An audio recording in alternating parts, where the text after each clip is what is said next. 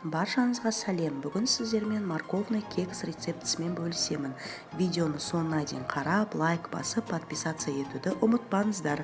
Бізге қажет заттар: жұмыртқа, ванилин, қопсытқыш, шекер, пістемай иісі, сәбіз, ұн. Ыдысымызға бірінші 3 жұмыртқамызды жарып аламыз.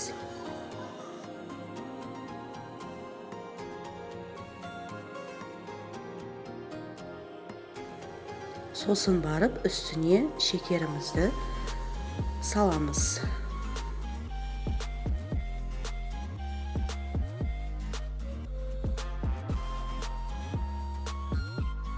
Шекерімізді салып болған соң әбден миксермен жақсылап көтерілгенге дейін араластырамыз.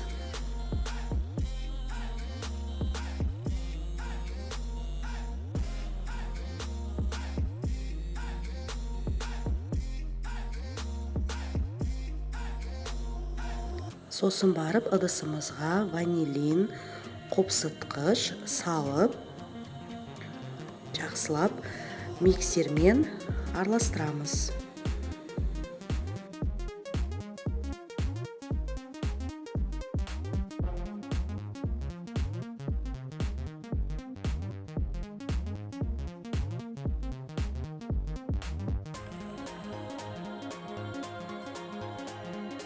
Одан кейін үстіне барып пістемайымызды құйып, миксермен тағы да көтерілгенге дейін жақсылап араластырып аламыз. Үкіштен бір дана сәбізімізді өткізіп аламыз. Құрамның ішіне сәбізімізді салып аламыз.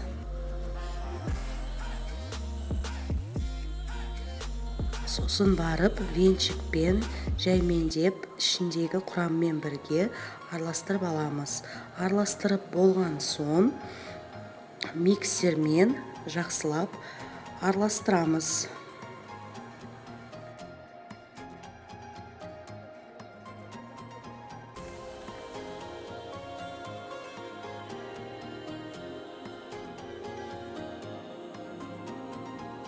Енді ыдысымызға ұнымыздың жарты бөлігін саламыз. Мен алдын ала ұнымызды илектен өткізіп алдым. Сосын барып миксермен жаймендеп жақсылап араластырып аламыз.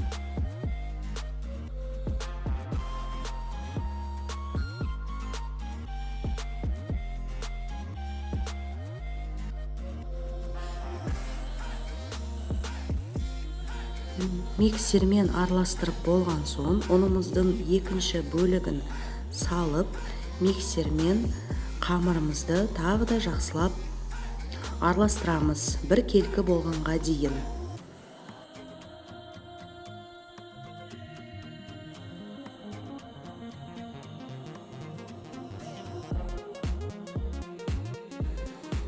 Міне қамырымыз бір келкі болып, әдемі сұйық болып шықты. Енді оны кекске арналған ыдысымызға саламыз.